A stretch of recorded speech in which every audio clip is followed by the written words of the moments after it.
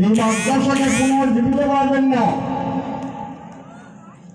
পাগড়ি আছে, পাঞ্জাবি আছে, লম্বা নামাজ পড়ে না, এই মাদ্রাসার অবস্থা হয়েছে,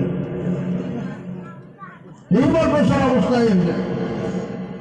এই জন্য এই মাদ্রাসাকে জিন্দা করা, যে সমস্ত বুজুর্গ এই মাদ্রাসার খুঁটি কেটে দিচ্ছে, ওনাদের কি আশা ছিল যে আমরা মারা যাব, এই মাদ্রাসাগুলো চলবে, সব পাবো, আল্লাহ আজাদ থেকে আমরা বাঁচে থাকবো।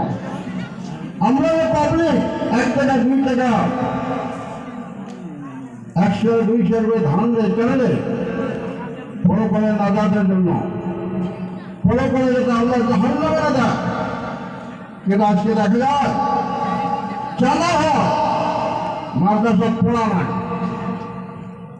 মাদ্রাসার ছাত্র নাই। মানে আপনাদের কাছে অনুরোধ করলাম, আমরা সিনিয়র মানুষ হিসেবে, সিনিয়র আলেম হিসেবে, মুরব্বী হিসেবে এই জায়গা পার্শ্ববর্তী মাদ্রাসা রাহুল মেহরবানি আছে, পার্শ্ববর্তী মেহরবানি ফরকানি আছে, মাদ্রাসা পূর্ণরূপ দেওয়ার জন্য ছাত্র দেন এবং ওস্তাদগুলার কেয়ার করে লক্ষ্য দেন যে ওস্তাদ খালি কালেকশন করবে না, পড়া পারবে, এটা লক্ষ্য দেওয়ার ব্যাপার। আমরা ছাত্র দেওয়ার জন্য রাজি দিয়েছি, ছাত্র যেন মাদ্রাসার পূর্ণ পর্যায়ে উন্নতি আমলগুলো হয়। কথাটা অনেকের ভালো লাগবে, অনেকগুলো বেড়া লাগবে। টিচার মিটার আসলে মানুষ ঠিক হয় না, টিচার মিটার আসলে মানুষ ঠিক হয় না। কেন মাদ্রাসা অবস্থায় লোক মাদ্রাসা কেন বানিয়েছে?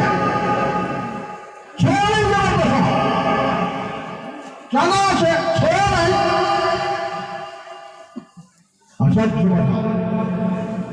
এটা পাবলিকের কর, মূল শিক্ষক করব, মূল কমিটি করব, বেশ টাকা কেন আলাদা না? প্রত্যেকটা মানুষের হয়েছে মাদ্রাসা, কে চালে যাবে? মেয়ে মানুষের চালাবে, পর্দার আওয়াজ সেই চালাবে।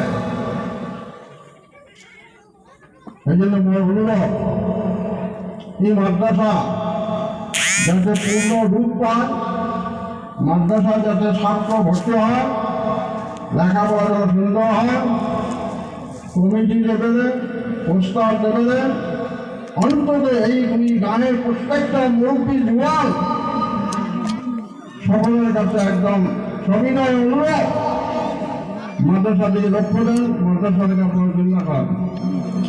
বাবা আমার একটা বড়